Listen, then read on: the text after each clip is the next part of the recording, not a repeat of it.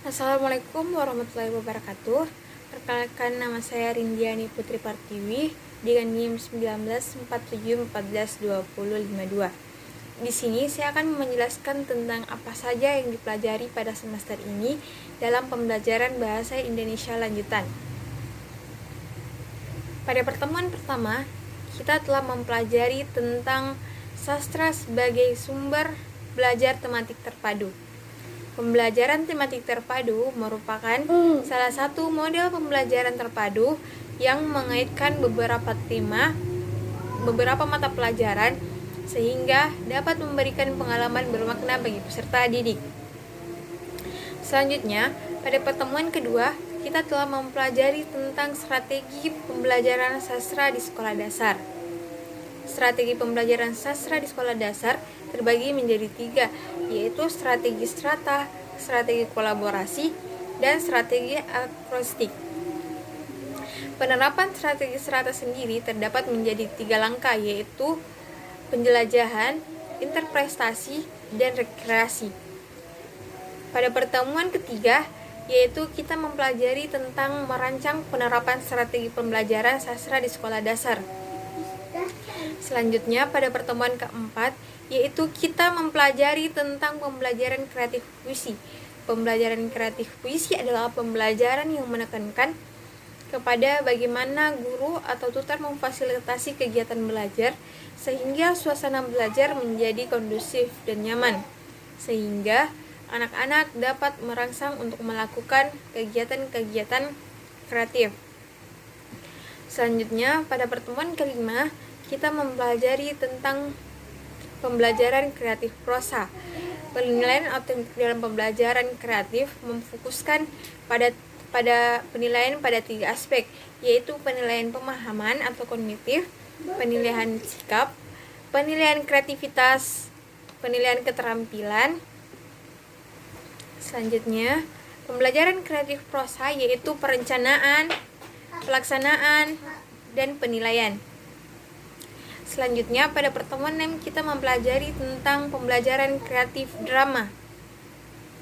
Adapun hubungan kreativitas dengan drama, yaitu kreativitas adalah kemampuan khusus untuk menciptakan dan mendapatkan sesuatu yang baru sekalipun inspirasinya dari sumber yang lama. Sedangkan drama adalah suatu cerita yang dikarang dan disusun untuk dipertunjukkan oleh para pemain di atas panggung atau di depan publik yang pengaplikasikannya memerlukan kreativitas agar menghasilkan nilai estetik yang tinggi. Selanjutnya, pada pertemuan ke-7, kita telah mempelajari contoh-contoh pembelajaran kreatif sastra. Selanjutnya, pada pertemuan ke-9 dan ke-10, kita mensimulasikan hasil pembelajaran sastra yang telah dipelajari pada pertemuan sebelumnya. Selanjutnya, pertemuan ke-11 kita mempelajari tentang diagnostik kesulitan berbahasa, Venom dan Moven. Diagnosis adalah suatu proses yang dilakukan dalam rangka mengamati, menganalisis, lalu mengidentifikasi, mengelola data, dan menyimpulkan. Faktor-faktor yang menyebabkan timbulnya kesulitan belajar memiliki beberapa faktor, yaitu faktor internal seperti faktor yang timbul dari dalam diri peserta didik, baik itu secara fisik maupun mental, seperti kesehatan, rasa aman, kemampuan, minat dan bakat, dan lain sebagainya.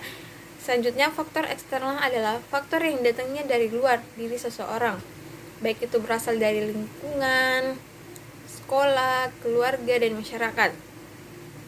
Selanjutnya, pada pertemuan 12 kita mempelajari tentang diagnostik kesulitan berbahasa, frase, klausa, dan kalimat.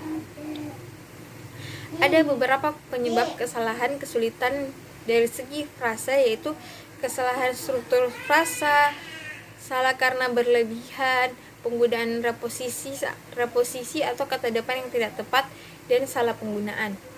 Pada pertemuan ke-13, kita membahas tentang diagnostik kesulitan berbahasa, yaitu semantik dan wacana.